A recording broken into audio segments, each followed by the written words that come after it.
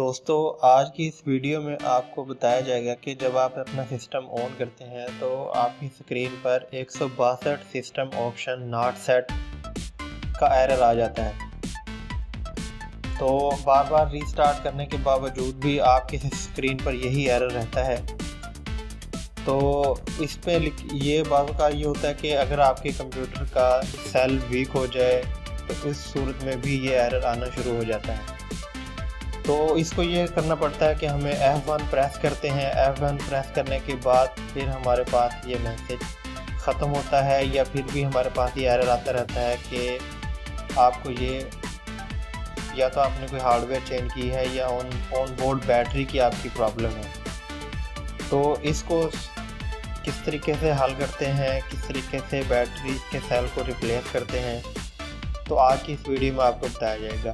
Video शुरू करने से पहले अगर आपने मेरे चैनल टेक्नोलॉजिक तारिक को सब्सक्राइब नहीं किया तो प्लीज़ सब्सक्राइब कर लें और बेल आइकन प्रेस कर लें ताकि नई वीडियोस आपको सबसे पहले मिलती रहे।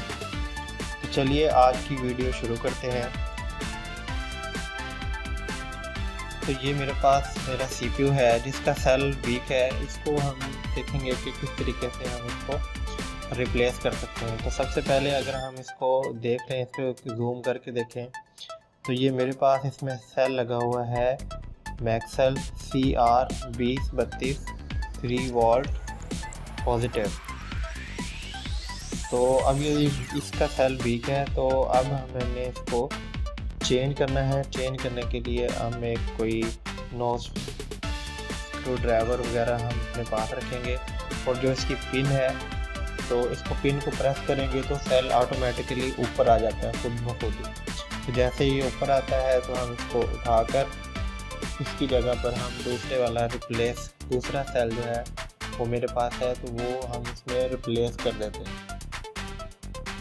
तो ये है सोनी का, मैं इसमें डाल रहा हूँ CR2032 3 वोल्ट्स। तो ये प्रेस कर दिया। प्रेस करने के बाद ये इंस्टॉल कर दिया। तो अब मेरा इशू रिजॉल्व हो जाएगा। एक बार ये सिस्टम पूछेगा कि